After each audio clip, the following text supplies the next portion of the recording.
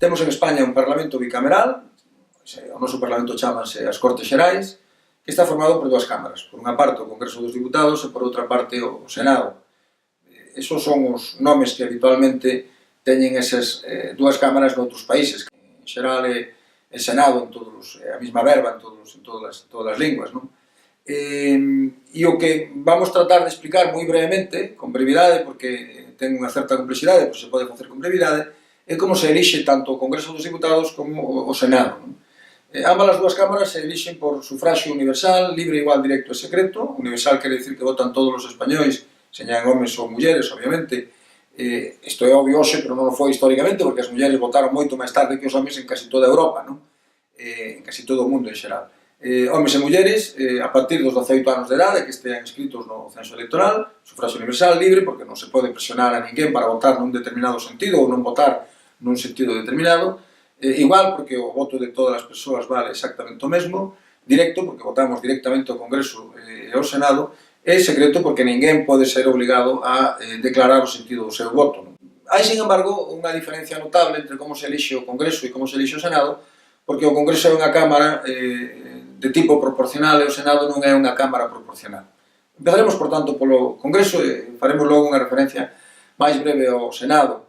O Congreso está composto por 350 diputados, a Constitución fala de que poden ser entre 300 e 400, desde o principio, desde o ano 77, foron 350, son 350 diputados, que se reparten entre as circunscripcións españolas, que son as provincias, se reparten con arreglo a un sistema, e é que a cada unha das provincias se lle atribúen 2 diputados como mínimo e os restantes se atribúen en función da poboación da respectiva provincia, de tal xeito que as provincias máis poboadas teñen máis diputados, as provincias menos poboadas teñen menos diputados, aínda que diríamos, esa presencia dos diputados, ese reparto non é absolutamente proporcional, porque ao haber 2 como mínimo por provincia, as que son provincias máis pequenas teñen máis diputados que os que lle corresponden e as provincias grandes máis poboadas teñen menos. Ben, unha vez que sabemos cantos diputados ten cada provincia, o sistema de atribución de escanos é moi fácil, non?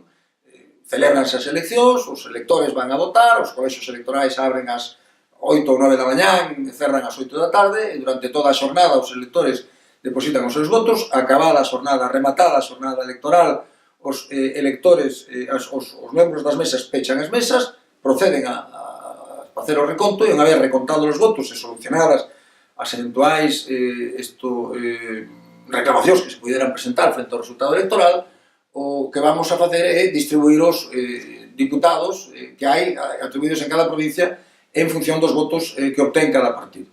É moi sinxelo, se divide o número de votos de cada partido por 1, por 2, por 3, por 4, por 5, ata o número total de escanos que se deberán cubrir, de eso van saindo unhas medias, e os diputados se atribuyen en orden decrecente as medias maiores, as máis altas medias. Por iso o sistema chamase DONT, porque é o nome dun matemático belga que o inventou, e chamase tamén sistema das medias máis altas, porque os escanos se atribúen en orden decrecente ás medias máis altas.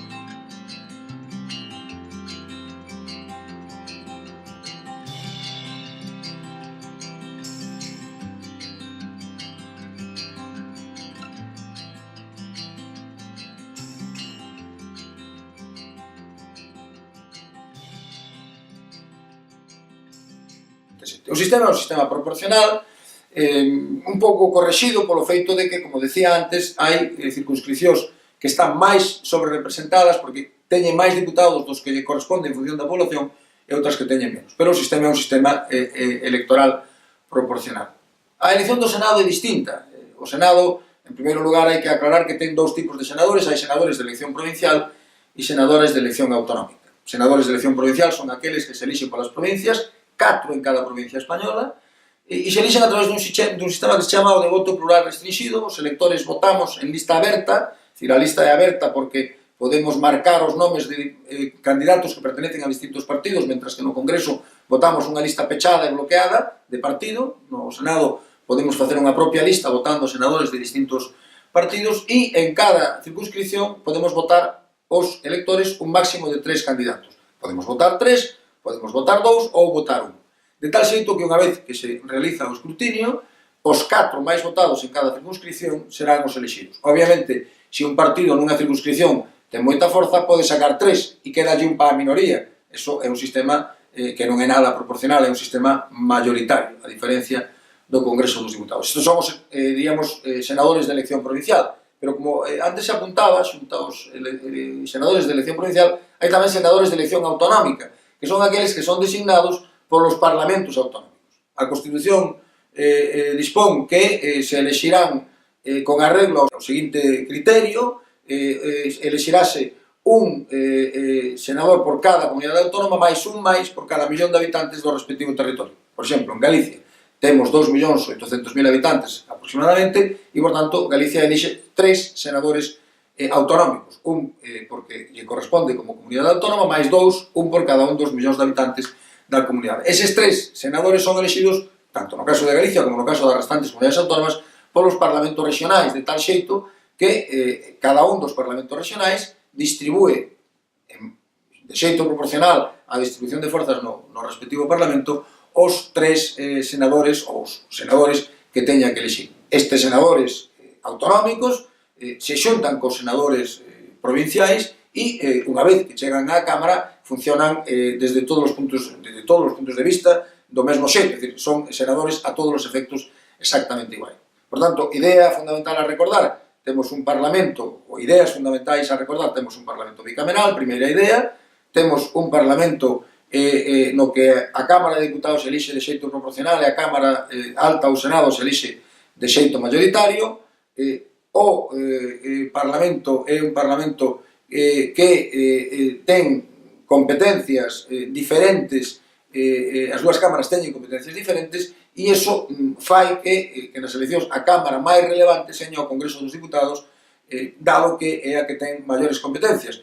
Isto é algo que, diríamos, non produce grandes distorsións polo feito de que a cámara máis plural, justamente porque se elixe por un sistema proporcional, é o Congreso dos Diputados, mentras que no Senado hai menos forzas políticas presentes, no Congreso dos Diputados, que é proporcional, hai máis forzas políticas presentes.